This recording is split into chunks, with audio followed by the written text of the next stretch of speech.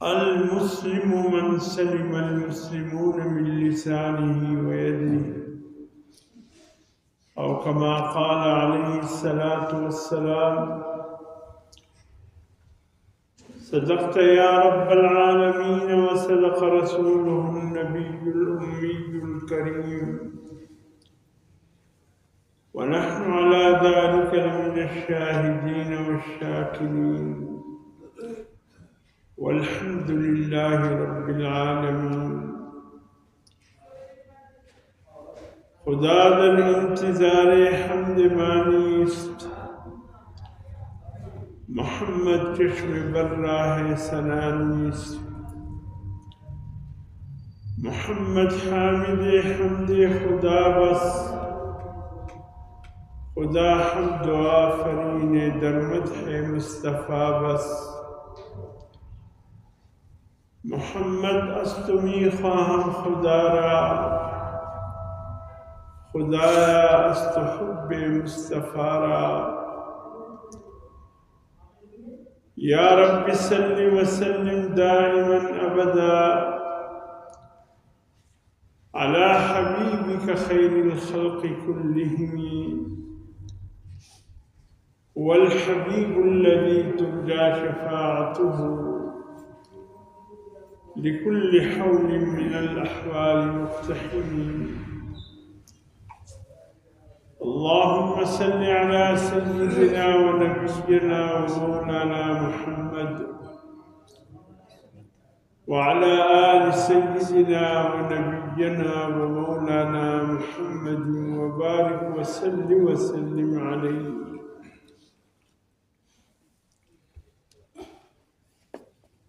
میرے محترم دوستو، واجب الاحترام بزرگوں،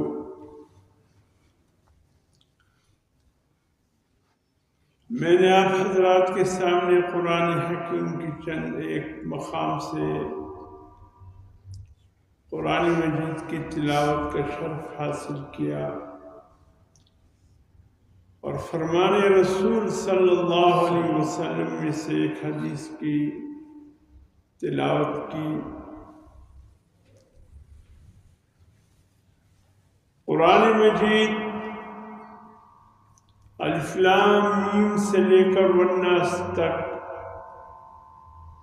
اور احادیث رسول کا پورا ذخیرہ تحقیق شدہ اسماء الرجال کے روشنی میں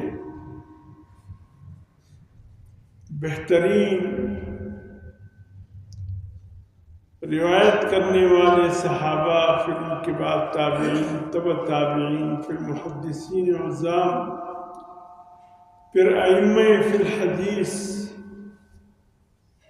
ایک انتہائی طویل مشقت اور عرق ریزی کے بعد ان لوگوں نے احادیث رسول میں سے ایک بہت بڑا حدیث رسول کا ذخیرہ جمع کر کے امت کے سامنے رکھ دیا۔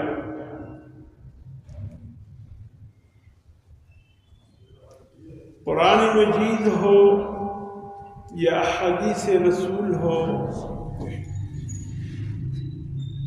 یہ دونوں قیامت تک آنے والے اہل ایمان کے لیے ایک آئینے کی حیثیت رکھتا ہے۔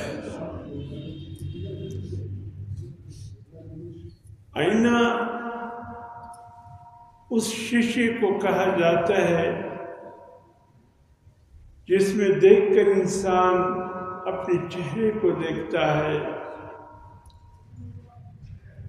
اور جو کچھ اس کے چہرے پہ ہوتا ہے آئینہ اس کو صاف کر کے دکھاتا ہے کہ بھئی تمہارے چہرے پہ فلاں جگہ یہ خرابی ہے، یہ اچائی ہے، اس کو درست کرو یا اس کو برقرار رکھو۔ اسی طریقے سے قرآن مجید اور احادیث رسول بھی ہمارے لیے ایک آئینے کی مصداق ہے۔ ہم ذرا قرآن کے آئینے میں، احادیث کے آئینے میں ہمیں چاہیے کہ ہم یہ دیکھتے رہیں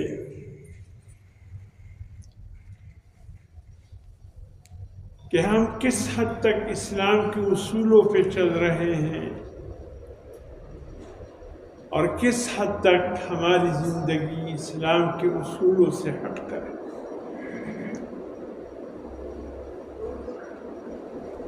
یہ ہمیں دنیا کی کوئی طاقت نہیں بتلائے گی۔ اگر بتلائے گا تو وہ آئینہ ہمیں بتلائے گا جو سچ کہتا ہے، جو کچھ ہے وہی بتلاتا ہے، اس سے ہٹ کر کوئی اور بات نہیں کہتا۔ اور اہل ایمان کے لیے آئینہ قرآن مجید اور حدیث رسول۔ آئیے کبھی کبھی اپنے آپ کو اس آئینے میں ہم دیکھ لیا کریں کہ ہم کس حد تک اسلام کے اصولوں پہ چل رہے ہیں اور کس حد تک اسلام سے ہٹ کر ہماری زندگی۔ میرے محترم دوستو، جو قرآن کے آئینے میں اپنے آپ کو نہیں دیکھتے، احادیث رسول کے آئینے میں اپنے آپ کو نہیں دیکھتے، وہ ہمیشہ دھوکہ کھا جاتے ہیں۔ وہ ڈکوسلوں کو بھی اسلام سمجھتا ہے، جھوٹی کہانیوں کو بھی اسلام کے اصول سمجھتا ہے، اور جو کچھ اس کو کسی جاہل سے بھی ملے کہتے کہ ہاں سچ کہتا ہے، حقیقت کہہ رہا ہے۔ اگر ہم نے قرآن اور حدیث کے آئینے میں اپنے آپ کو دیکھا ہوتا تو کبھی بھی ہمیں کوئی گمراہ نہیں کر سکتا۔ اسی لیے اللہ رب العزت نے جہاں عبادات کے طور طریقے ہمیں بتائے ہیں کہ عبادات کیسی کرنی چاہیے، جناب نبی کریم صلی اللہ علیہ وسلم کے اس امت پہ جو بڑے احسان ہے، بڑے احسان حضور صلی اللہ علیہ وسلم کے اس امت پہ یہ ہے کہ آپ نے ہمیں اللہ رب العزت کی عبادت کے طریقے سمجھائے۔ آپ نے بتایا کہ اللہ کی بندگی کیسی کرنی چاہیے، اس کی عبادات کیسی کرنی چاہیے، اس کو یاد کیسے کرنا چاہیے۔ میں اکثر کہا کرتا ہوں، ہمارے اہل عرب مصر میں ایک بہت بڑے سیرت نگار گزرے ہیں جو اہل عرب میں سے تھے، الشیخ محمد طه، بہت بڑے سیرت نگار تھے۔ انہوں نے عربی میں ایک کتاب لکھی حضور صلی اللہ علیہ وسلم کی سیرت پر، اور اس کا عنوان رکھا محمد الرسول اللہ۔ اس کا نام ہی ہے محمد الرسول اللہ، اس کتاب کا عنوان ہے اور نام ہے۔ سمندر در کوزہ کے مصداق حضور صلی اللہ علیہ وسلم کی تقریباً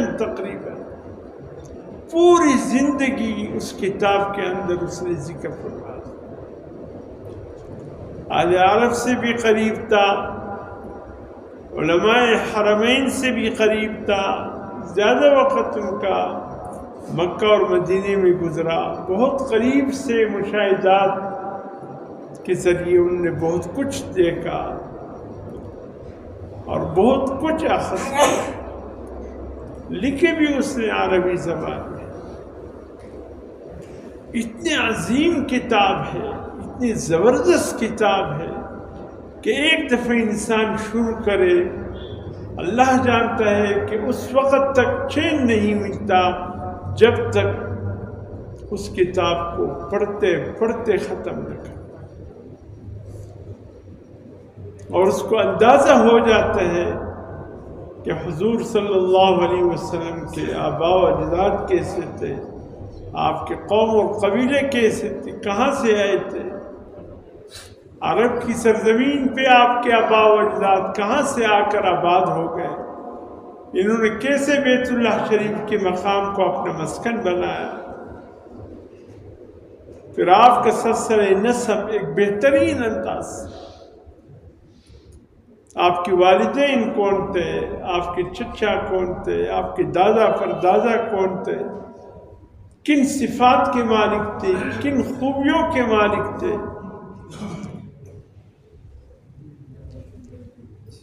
اور کفر پر ہونے کے باوجود، اس لیے کہ وہ وقت کسی نبی کی آمد کا تتا نہیں،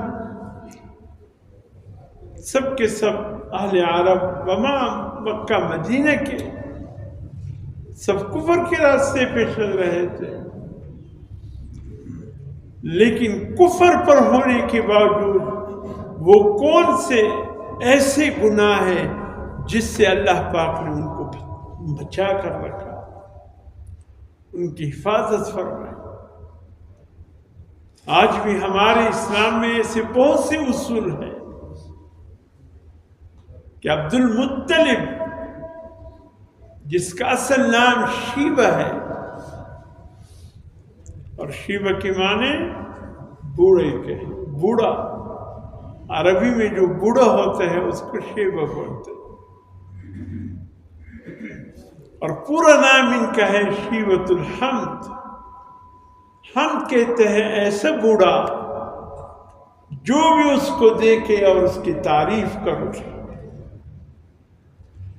ایسا بوڑھا جو تعریف کے لائق ہے۔ اللہ کی شان، شیبۃ الحمد کے والد ہاشم، جو حضور صلی اللہ علیہ وسلم کے پردادا تھے،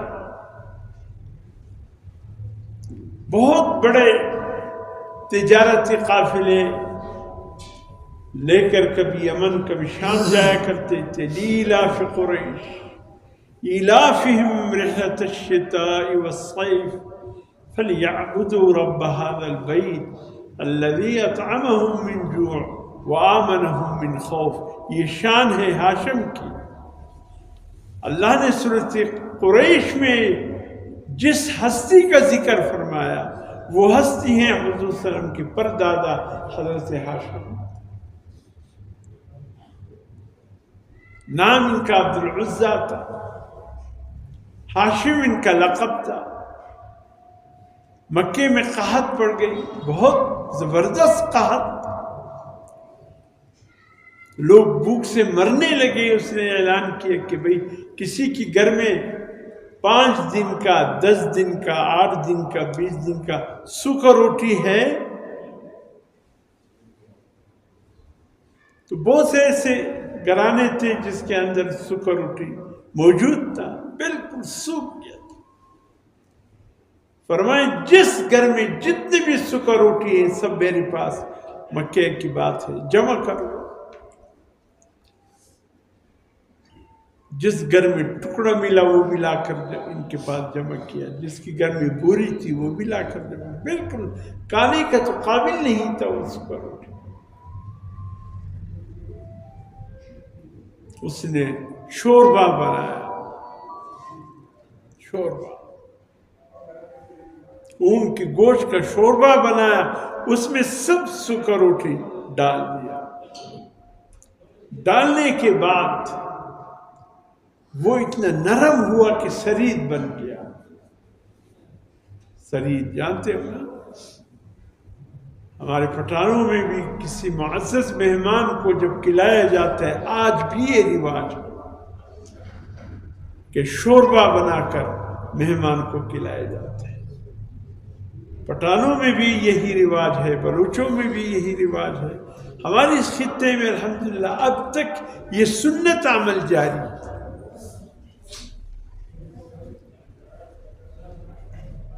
کہ معزز مہمان، جتنے بھی عزت والا مہمان ہو، اس کے لیے شوربہ بنایا جاتا ہے، سرید، ماتگوڑ سرید، یہ بنا کر مہمان کو کھلاتے۔ یہ اعزاز ہے، یہ مہمان نوازی ہے۔ سب سے پہلے روٹی کا سرید بنانے والے حضرت ہاشم ہیں، حضور صلی اللہ علیہ وسلم کے پردادا۔ اور سرید کو حشیم کہا جاتا ہے عربی میں، حشیم۔ اور تمام اہل مکہ کیا کہ میں جگہ لگا ہوا یہ استاد مصیبت راضی نے چہرہ سے ٹک ٹک ٹک ٹک سرکار دے یار بندی کا دا بند کاغ لگے والا خدا من جوړ خلک پنکرا باندې فی الحال بدل لا خلق سے معذرت غواړم چې چا ګرمي کیږي او پنکه ځینې بندو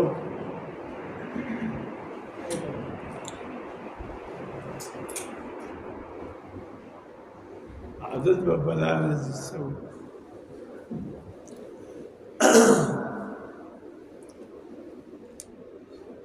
تو حسین کے معنی سرید بنا تو پورے اہل مکہ اور جتنے بھی حجاج آئے تھے سب کے سب کو کہا کہ آج تم سب ہاشم کے مہمان ہیں۔ ہاشم نے آ کر سب کو سرید بنا کر کھلایا، ایک انتہائی لذیذ کھانا بن گیا سرید۔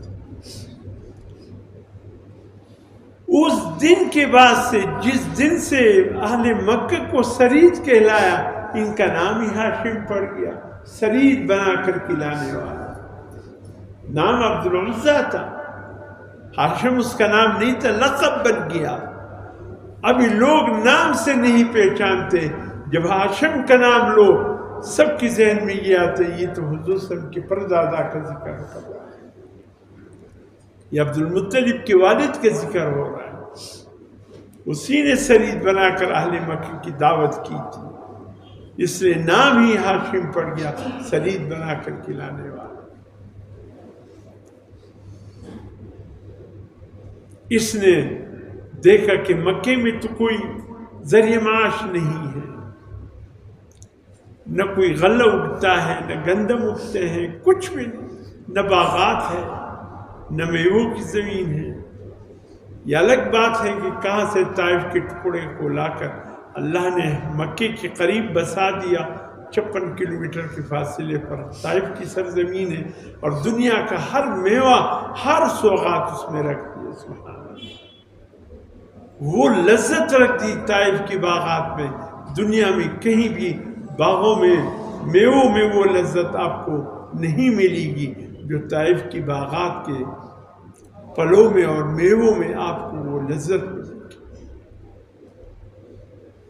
اللہ نے چاہا کہ یہاں آنے والے، یہاں بسنے والے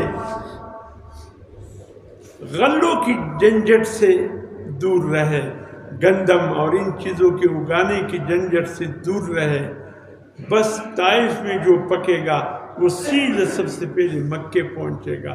فرمایا تمہیں اللہ نے زمین کی محنت سے بھی ہٹا دیا تاکہ تم عبادت میں یکسوئی کے ساتھ اللہ کی بندگی کرو۔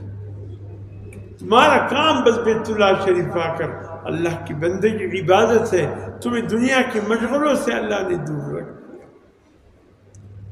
کوئی مشغلہ اللہ نے مکے میں نہیں رکھا اس وقت، بہت وقت۔ نہ کوئی زمیندار تھے، نہ کوئی کسی اور شغل سے ان کو کوئی تعلق تھا، پہاڑوں کے بیچ میں بسنے والی قوم تھے، بس ان کا کام ہی وَطَهِّرْ بَيْتِيَ لِلطَّائِفِينَ وَالْعَاكِفِينَ وَالرُّكَعِ السُّجُودِ، بس میرے گھر کو صاف ستھرا رہا کرو، طواف کرنے والوں کے لیے، اعتکاف کرنے والوں کے لیے، اللہ کے سامنے جھکنے سجدہ اور رکوع کرنے والوں کے لیے، بس تمہارا کام یہی ہے، دنیا کے مشاغل سے تمہارا کوئی شغل نہیں۔ یہی ذمہ داری تھی اہل مکہ کی، بس۔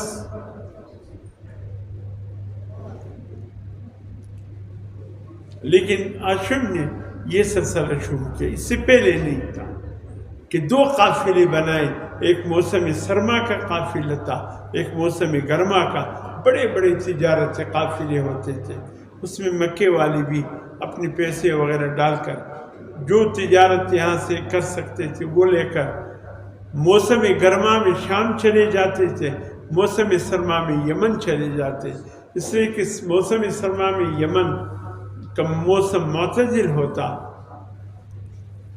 اور موسم گرما میں پھر شام کا موسم معتدل ہوتا۔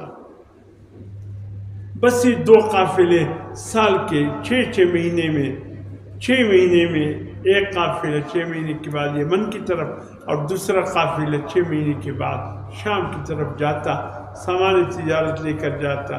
اس میں جو چل سکتے تھے وہ ساتھ چلتے، بس شام یمن جا کر خوب تجارت کرتے، کمائی کرتے، بس 6 مہینے واپس آ کر یہی کھاتے، یہی پیتے۔ چونکہ راستے میں ڈاکو سے بھی واسطہ پڑتا تھا، جب ڈاکو کو پتہ چلتا کہ یہ تو حرمین کی سرزمین کے لوگ ہیں، بیت اللہ کے رکھوالے ہیں، بیت اللہ کے آباد کرنے والے لوگ یہی ہیں، وہ آ کر مال بھی واپس کرتے اور معافی بھی مانگتے اور کہا کہ ہمیں پتہ نہیں چلا، ہم نے آپ کے قافلے کو لوٹا، حالانکہ آپ اہل حرم میں سے ہیں، اس لائق نہیں تھے کہ ہم آپ کے قافلے کو لوٹتے، آپ ہمیں معاف کریں۔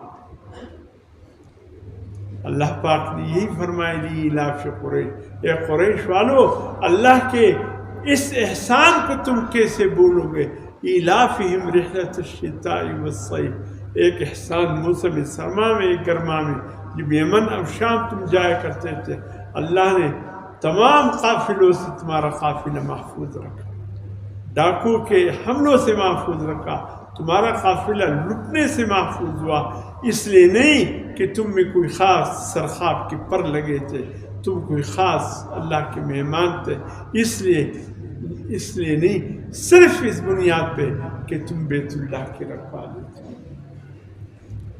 تمہیں تو چاہیے کہ فَلْيَعْبُدُوا رَبَّ هَذَا الْبَيْتِ، کہ 24 گھنٹے اس گھر والے کی تم بندگی کرتے، اس گھر والے کے سامنے جھکتے، یعنی بیت اللہ شریف کا جو خالق ہے، مالک ہے، تم اس کے سامنے جھکتے، جس اللہ نے تمہیں اتنا تحفظ دیا، راستوں میں تمہیں امن مل گئی، راستوں میں تمہیں تحفظ مل گئی، صرف بیت اللہ شریف کی عظمت کی وجہ سے۔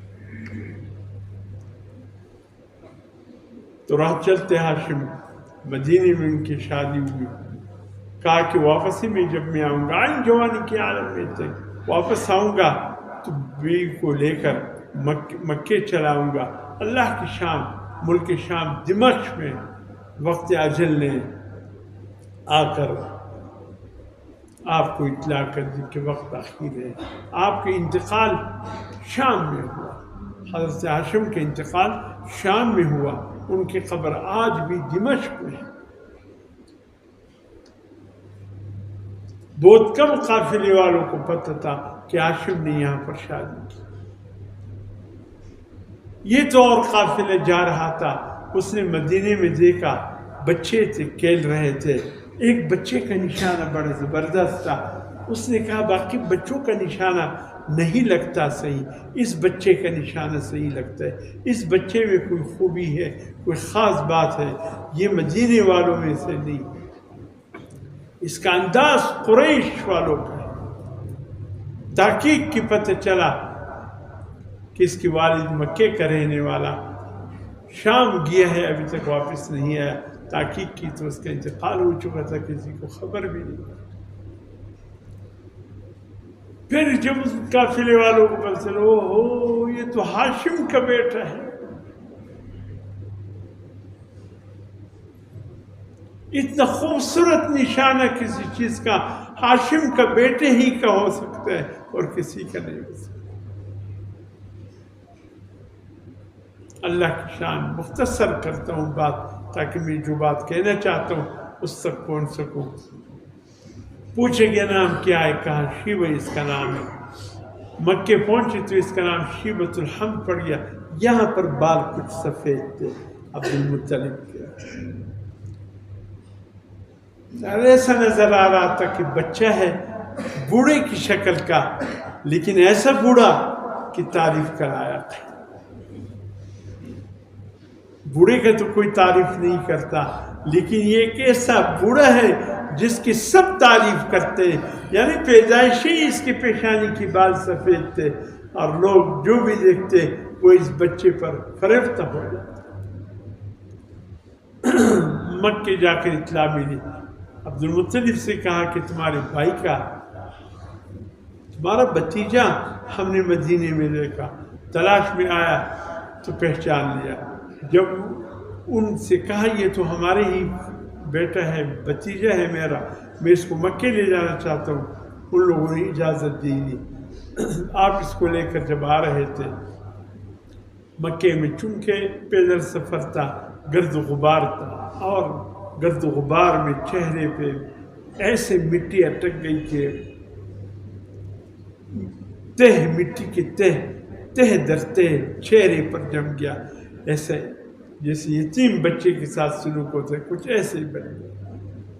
اب عبد المطلب جب مطلب اس کو دیکھتا تو اب حیران تھا کہ کیا کروں، مطلب دیکھتا کیا کروں، لوگ پوچھتے مطلب یہ کون ہے، کسی کو کہہ نہیں سکتے تھے کہ یہ میرا بھتیجا ہے، شرم کی وجہ سے۔ لوگ کہیں گے اچھا یتیم بھتیجے کے ساتھ تم یہ سلوک کرتے ہیں؟ بس لوگوں سے کہا یہ میرا غلام ہے، غلام۔ تو لوگوں نے مشہور کر دیا یہ مطلب کا غلام ہے، عبد المطلب ہے، مطلب کا غلام۔ بعد میں گھر لے جا کر کپڑے تبدیل کیے، غسل دیا، سب چیز۔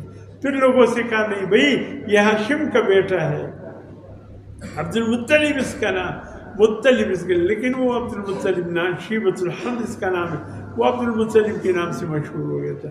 میرے محترم دوستو،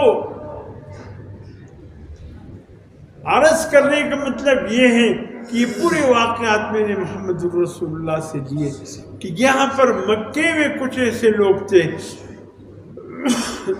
8 قسم کے بندے شیخ محمد طہ نے ذکر کیے، جو پہاڑوں میں جا کر کے چیختے تھے، چلاتے تھے۔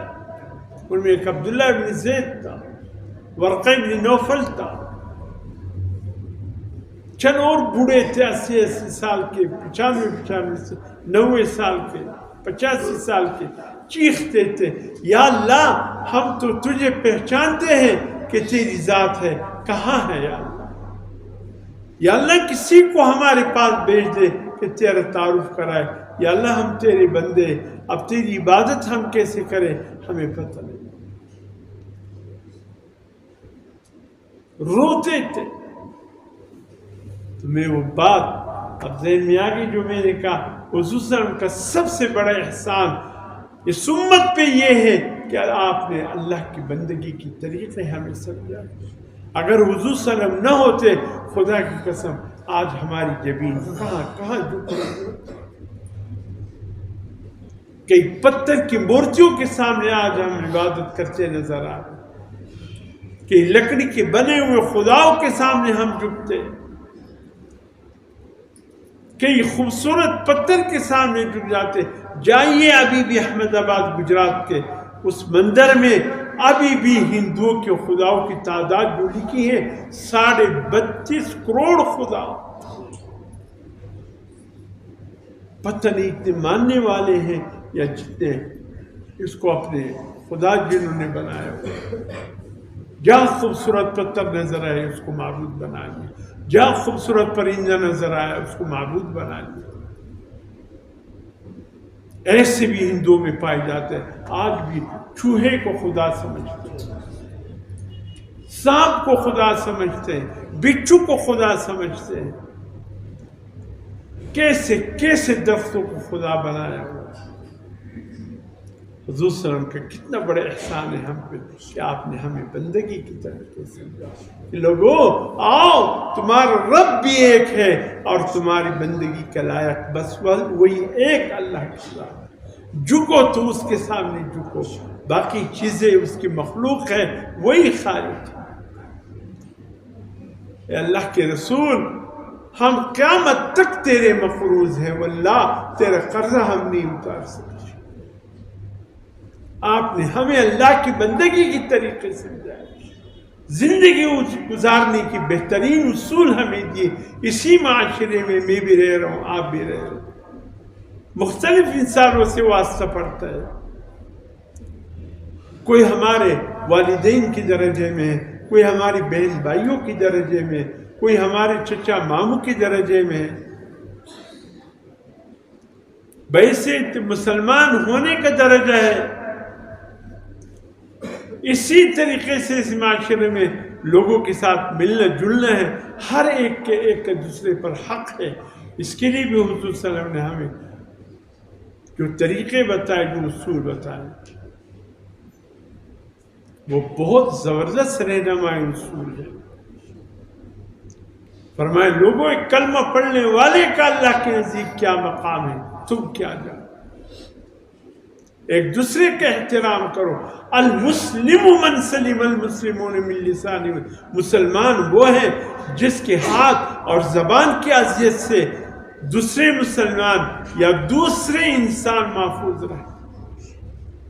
آئیے ذرا اس حدیث کی روشنی میں ہم اپنے جائزہ لیں. واقعی ہماری زبان سے دوسرے مسلمان محفوظ ہے؟ کوئی انسان محفوظ ہے؟ ہمارے ہاتھوں سے کوئی اور مسلمان محفوظ ہے؟ ہم نے کسی کو دکھ اور تکلیف تو نہیں پہنچایا؟ کوئی ایسا تو نہیں ہے کہ ناحق ہم نے کسی کے ساتھ بد اخلاقی کی، ناحق کسی کو گالی گلوچ کا رویہ اختیار کیا؟ ہم نے واقعی اپنی زبانوں کی حفاظت کی ہے. جائیے دفتروں میں مردم بیزار لوگ بیٹھے ہوئے ان کرسیوں پر آپ کو ملیں گے. کوئی کسی کا حق سمجھتے ہوئے اس کے مشکلات کو کم کر رہے ہیں یا زیادہ کر رہے ہیں. خدا کی قسم میں کہتا ہوں کہ یا اللہ مجھے ایک اسپتال سے بچا کر رکھنا، ایک تاڑوں سے اور تاثیروں سے بچا کر رکھنا، اور یا اللہ آج کل کے دفتروں سے بھی ہمیں بچا کر رکھنا. جائیے ذرا وابڈا کے دفتر، گیس کے دفتر، دوسرے دفتروں میں آپ کو پتہ چلے گا آپ کا واسطہ انسانوں سے نہیں پڑ رہا ہے، آپ کا واسطہ جانوروں سے پڑ رہا ہے. کسی جانور کا پنجرہ اتنا خطرناک نہیں جتنے ایک آج کل کسی انسان کے ساتھ رہنا خطرناک ہے. کوئی کسی کے لیے مشکلات کم نہیں کر رہا ہے، بلکہ ہر ایک کی خواہش اس کی مشکلات بڑھ جائے. کوئی مشورے کے لیے آئے، حضور صلی اللہ علیہ وسلم فرماتے کہ جس شخص سے مشورہ مانگا جا رہا ہے وہ امین ہے، بہترین مشورہ دے. ہمارے ہاں کوئی ہم سے مشورہ لینے کے لیے تو کیا کہتے ہیں؟ وہی دئی مشورہ میں ورکڑ ودا سے کڑیتے میں تسکی چی دی رابزین و دلتا بند پدا وقت ارسا ہو. ایسا مشورہ دے کہ ایسے کڑے میں پینگ دیا نکلے گا تو اس پر بھی وقت گزر چکا ہو. یہ مومن کے کام یہ تو جانور بھی نہیں کرتا جو آج کل ہم جو کچھ ہم سے ہو. المسلم من سلم المسلم، حضور صلی اللہ علیہ وسلم کی کیا یہ طریقے؟ ادخلوا فی السلم کافہ یہ ہے، قل ان کنتم تحبون اللہ فاتبعونی یہ ہے، لقد کان لکم فی رسول اللہ اسوۃ حسنہ یہ ہے. یہ قرآن کا پیغام ہے جس میں ہم عمل کر رہے ہیں، یہ حدیث کا پیغام ہے جس میں ہم عمل کر رہے ہیں. دودھ میں فراڈ، مثالوں میں فراڈ، چائے کی پتیوں میں فراڈ، چینی میں فراڈ. کون سا کھانے کا ایسا آئٹم ہے جس میں دھوکہ اور ملاوٹ نہ ہو؟ یہ بھی کل کڑے ہوں کہ خدا کے سامنے حساب کتاب کے لے کر کے آئے ہو اللہ کے سامنے. تم بھی حساب کتاب سوائے فراڈ اور دھوکہ اور تو تمہارے پاس ہے ہی کچھ نہیں. کوئی امریکہ آ کر ہمیں نہیں سمجھا رہے کہ فراڈ کرو اپنے مسلمانوں سے. کوئی کافر آ کر ہمیں نہیں کہتا. ہمارا مسلمان خود اس مصیبت اور لعنت میں گرفتار. کون سا فراڈ ہے جو ہم نہیں کرتے؟ فون پہ فون آ جاتے ہیں، یہ بٹن دبا دو تمہارے بینک میں تمہارا نمبر پہ یہ ہو رہا. وہ بیچارے کو جب اطلاع ہوتی ہے اس کا اکاؤنٹ خالی ہو چکا ہوتا ہے، یہ کون کر رہا ہے فراڈ؟ کوئی کافر کر رہا ہے، ہندو کر رہا ہے، یا اس کے بھی پس پردہ کوئی مسلمان نظر؟ ہر چیز میں دھوکہ، ہر چیز میں ملاوٹ۔ بس اس دور میں نر وہ ہے جو جتنے کس کو لوٹ سکتے ہیں لوٹے۔ کتنے لوگ میرے پاس آتے ہیں، جی فلاں شخص کے ساتھ کاروبار میں پیسے لگائے تھے، وہ فراڈ کر کے بھاگ گیا، یہ بھی کل مرے گا، اللہ کے سامنے کھڑا ہوگا، کیا عمل نامہ لے کر اللہ کے سامنے کھڑا؟ یہ فراڈی دھوکہ باز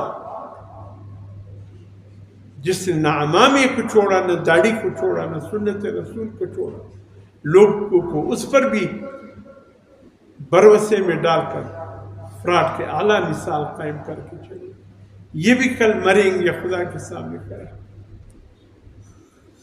ہم اللہ سے گلہ کرتے ہیں، اللہ تو حال نہیں بدلتا، اللہ فرماتے تو اپنا حال تو دیکھ، تو کہاں کھڑا؟ آنچ برماس ازماس خود کر ذرا علاج نے، آج جو حالت مجھ پہ ہے میرے ہاتھوں سے ہے، اور جو کام میں خود اپنے اوپر کروں اس کا کیا علاج؟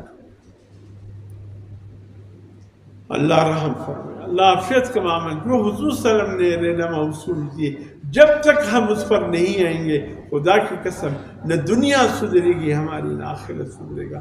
سدھرنا ہے تو حضور صلی اللہ علیہ وسلم کی اتباع پر آنا پڑے گا، حضور صلی اللہ علیہ وسلم کی طریقے پر آنا پڑے گا۔ اللہ ہمیں عمل کی توفیق دے، سنت